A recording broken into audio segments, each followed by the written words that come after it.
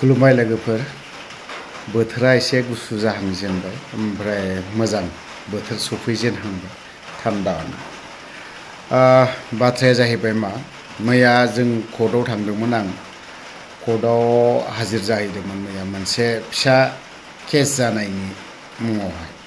जेब्ला बावहाय आं हारसिंल' नङा जों गासै 18 जनसो आरोखि जेब्ला इलेक्शन जादों अब्लानि समाव जों मोनसे जायगायाव फरेस्ट इभेक्शन जादोंमोन नालाय बे जायगायावहाय जों रेशन हैदोंमोन बावहाय दालि माइरं बिस्किट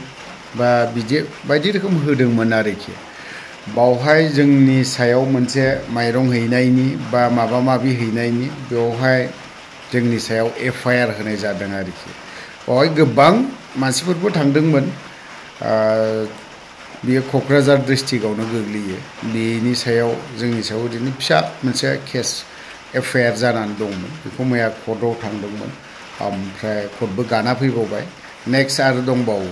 जों गालांबाय थागोन किन्तु जोंखौ होनायनि सिगां मोनसे जाथायखौ एसे आं रायखांना होनो सानदोंमोन मानगोनां श्रीजुत बिथां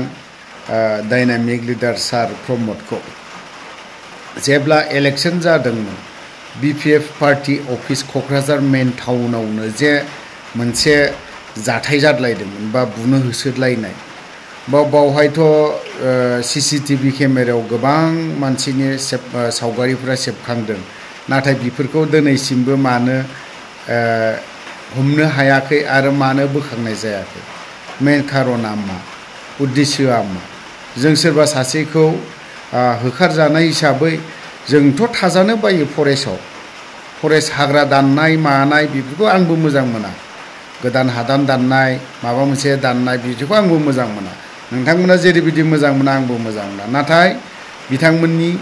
जिखिनि अबस्थामोनना बे जि हालत दै थोबथिंसे मोजां दै मोलोङा ओंखाम खबसे मोजां मोननाया गोरलै गोरलै खुदियाफोर दंमोन बेफोरनि अबस्थाखौ नायनानै फैसा जा एसे एनै थाइसे थाइनै दङ कालेक्ट खालामलायलायनानै जयैनो जोङो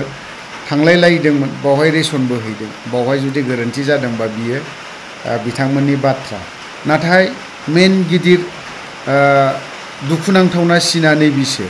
जिहेतु पार्टी अफिस मोखां खाथियावनो आरो मेन टाउनावनो होसो होसो बुनाय आरो होसो होसोनो बायदि रोखोम खालामनायखौ जों नुनो मोन्दोंमोन सीसीटीवी केमेरायावहाय बेफोरखौथ' दिनैहाय जोंनि आसामाव गोबां मानसिफोर दङ सोर माबायदि मानसि बेफोरबायदिखौ बरननो हानाय इनकुवारि खालामनानै बरननो हानाय आधुनिक जुगाव आधुनिक आइटेम ओंखारबाय गोदान गोदान सिस्टेम जालांबाय दिनै बेफोरबायदि जों बरननो हायो नाथाय बेफोरखौ मानो बरननो हायाखै सार प्रमद आंनि बेसो नोंनावहाय सोंथिया नाथाय बावहाय बेफोरखौ जुदि बुङोब्ला मानो नोंथांमोना दुखु मोनो बै सुबुंफोरा मानो दुखु मोनो दिनै नोंथाङा दिनै नंगौ नोंथांखौबो मोनसे बुस्थुखौ जों मानिनांगोन नोंथांनि मोनसे गियान दं बेफोरबायदि बिथिङाव आं बे खेत्रआव नोंखौ मोजां मोनगोन प्रमद बर'खौ मानो होननानै बुङोब्ला दिनै ससियेल मिडियायाव जेब्लानिफ्राय नोंथाङा सरकार सालायदों अब्लानिफ्राय गोबां मानसियानो इउटिउब होन मिडिया होन फेसबुक पेज होन गोबां बायदि रोखोमनि सोंखारिदों आनखि दिनैसिमबो सोंखारिदों नोंथाङा दिनैसिमबो बेफोरनि सायाव जेबो बुङाखै बेफोर बिथिङाव आं नोंखौ मोजां होनगोन गाज्रि होना बेफोरबायदियाव थिगैनो दङ नोंथाङा जिहेतु इन्डियान नागरिक हिसाबै जोंहा बुंनो हानाय सोरबा दैदेनगिरिखौ बुंनो हानाय मोनसे अधिकारा दङ बै अधिकारखौ नोंथाङा होदों मोजाङैनो आं बिनि बिथिङावबा सेलुट होगोन नाथाय नैबेखौसो मानो दासिमबो बे सुबुंफोरखौ एरेस्ट खालामनो हायाखै आंना बे आरोखि सोंथिया थ' जाय हक मैया गानानैबो थांबाय जिहेतु होथारबायब्ला जोंथ' आरो माथो खालामनाय जों कर्ट गाबाय थागोन एज ए ससियेल मिडियायाव ओंखारनाय हिसाबै माबा मोनसे नङा माबा मोनसे गोरोन्थियाथ' नों जाथारगोन फेस खालामथारनांगोन नों बहाबा बे हिसाबै जिहेतु नोंथाङा ससियेल मिडियायाव सानफ्रोमबो ओंखारो हिसाबै नोंथाङा मावथारगोन मावाखौ बुंनो हाया माबा मोनसे नङा नों माबा मोनसे बाथ्रा बुंब्रनानै बावहाय नोंथाङा एसेब्लाबो गोरोन्थिया जाहैगोन बेयो बिथिङाव नोंथाङाबो कर्टआव गाहैनो गोनां जानो हागौ सोरबा सासे नङा सोरबा सासे आं नङा हयथ'बा सोरबा सासेया बेफोरबायदि आं बेखौ जेबो सानाखै गिदिर मेटार सानाखै गिदिर मेटार साननाया नैबेसो जे इलेक्सन समाव जे बुनाय नङा होमबा गारि बुख्रुबनानै होनाय सोरनिबा न' ग्लास सिफायनानै हैनाय नै बेफोरखौसो जों साननो गोनां जानानै फैदों सारानोथ' बुंदोंमोन सार प्रमदानोथ' बुंदोंमोन दिनै UPPL सरकार फैबाय खुनु रावजोंबो दाङाबाजि बुलाय बुसि जाया होननानै नाथाय नोंनि सरकार सालायनायावनोथ' रासिन जालायनो हमदों आरो नोंथां सरकार सालायनायावनोथ' बर' हारिनि जेसेबां कन्ट्रेक्टरफोर दं बर' हारिनि जेसेबां माहाजोनफोर दं बिथांमोना दिनै क्रर थाखा लानानैसो दिनै बिथांमोना न'खरखौ सालायनो गोनां जादों बा गावसोराबो दिनै बै सुबुंफोरखौ बा बै खामानि मावग्रा मानसिफोरनो बिथांमोना हरनो गोनां जादों नोंथांनि समाव मानो बेफोरबायदि जानो हमखो जों बेखौसो साननो गोनां जादों थ' जिखियानो जादोला आं बिनि बिथिङाव ससेल' बाथ्रा बुंगोन नैबे बाथ्रा मैयाहाय जोङो जेब्ला कर्ट गादोंमोन अब्लानि समाव बिथां बाथाखौ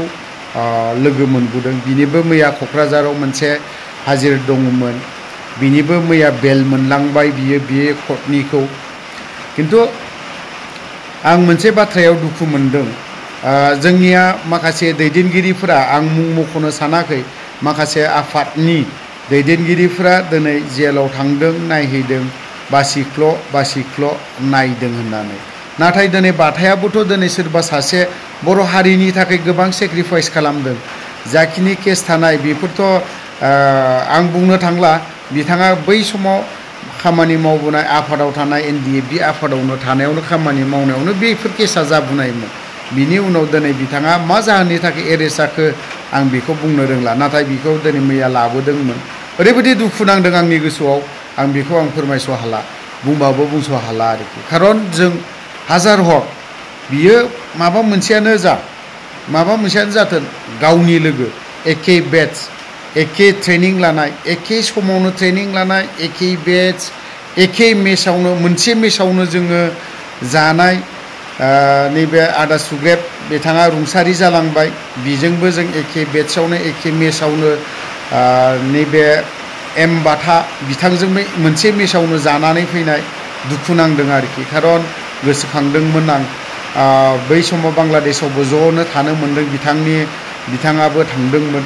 ज' थानो मोन्दों जों बिसोरजों खारन दुखु नांदों आरोखि आंनि गोसोआव जेबो खालामनो हाया आं मा खालामनो हानाय आयेना आलादा मोनसे चेप्टार आयेन मथेसो बिखौ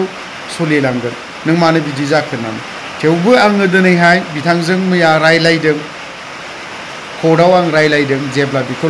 सिङाव सोनानै दोनदोंमोन अब्लानि समाव गोबां बाथ्रा रायलायदों नाथाय जोंनि बाथ्राफोरा नैबे बाथानि बाथ्रा बुंनाय आरो जोंनि माखासे आफादनि दैदेनगिरिफोरनि बाथ्रा बुंनाय ना दिनै आफादनि दैदेनगिरिफोरा बाथ्रा बुंदों ओरैबायदि बाथ्रा बुंदों जेन माने जों जेसेबां बर'नि हाथियार लानानै सोमावसारबोनाय बिथांमोननिखौ जों दिनैहाय बरनजोबनायनि प्लेनिंखौ जों लादों नाथाय बै सुबुंफोरनाव जुदि खोनासङोबा सोंफिनोबा गासिबो अपोजिट जेल सिङाव थांदों नंगौ रायलायनानै बाहेरायाव ओंखारनानै जों बरनजोबसिगोन बा जों नङा जायखिजाया रायलायदों इन्डियान स्टेट गभर्नमेन्टजों सोरजोंबा बेफोरबायदि बाथ्राखौ जों बुंनायखौ खोनानो मोनो बाथानि जिहेतु हालत बि खेथ्रआवबा जोंनि दल संगठन जेसेबां दल संगठन दं बिथांमोना बाथामोननि सायाव एसेबो सिन्ताधारा खालामाखै नामा आं बेखौसो साननो गोनां जानानै सानदों खारन जिखिनि बाथ्रा बुंनाय ना बाथानावबो सोंदोंमोन जेब्ला हाजिर खालामनानै फैनाय अब्लानि समाव सोंदोंमोन आं जे नोंथांखौ इदि लोगो हमाखै नामा बिथाङा दिनै जेल सिङाव थांदोंमोन मुं मख'नो सानाखै आं बेखौबो भिडिअ होगोन सोंदोंमोन नाथाय बियो जों सोरखौबा लोगो लादों बासिख्ल' लोगो लादों बेफोरबायदि बाथ्राखौ बुंदों गासैखौबो लोगो लाजोबनो हाया बे नंगौ थिगानो नाथाय जेल सिङाव हाबबाय जेला बाथाखौबोथ' दान्दिसे लोगो लानानै रायलायना फैनाया दरखार जे मा हालोदाव दङ नोंसोरनि केसा बा नोंनि केसा मा अबस्थायाव दं सोर उकिलखौ हमदों बेफोरबायदि बाथ्रा सोंना फैनाया मोजां खारन दिनै बिबो बर' हारिनि गोबां कन्ट्रिबिउसन दं दिनै बर' हारिनि सोमावसारनायाव हाथियार लाना सोमावसारनायाव गोबां कन्ट्रिबिउसन दं नाथाय बेफोरबायदि सोमावसारनानै फैनाय सोरबा माबायानो जा सोरबा XYZआनो जा जिहेतु जोंनि दल संगठनफोरा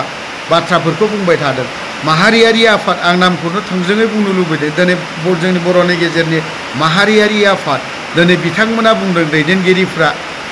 जिहेतु मैया हारिमु बिथाङाबो स्पष्टयै क्लियारै बाथ्राखौ बुंनानै होबाय बिनि सायाव थ' ओंखायनो बै दैदेनगिरिफोराबो मोजाङैनो जुदि सिन्था खालामनानै बिथांमोननि सायाव सिन्था खालामोबा मोजां जागोन दिनै बाथायाबोथ' रावबो नङा नों बायदि आं बायदि रायलायग्रा बर' सुबुं बर' मानसि बेफोरबायदि थ' बिथांमोननि लोगोफ्रा मैया गोबां दुखु मोनदों आंबो दुखु मोनदों मैयानो होनो गोनांमोन आं भिडिअखौ होनो हायासै थ' जेखियानो जादोला गोबां गोलाव जाबाय बिनि बाथ्राखौ आं बारा बुंथ'ला सम सफैयोबा आरो बुंबावगोन बिथांनि माखासे भिजुवेल आंनो खेबनानै लानाय दङमोन बे भिजुवेलखौनो नोंथांमोननो एसे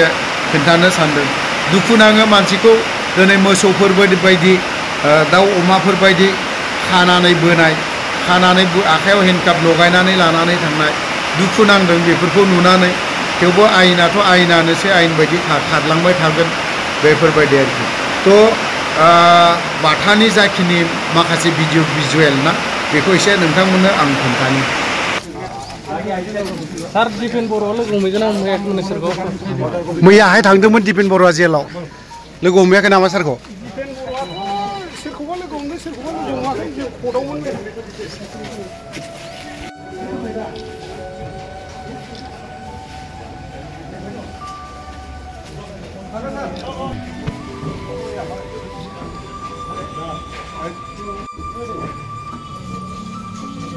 Oh.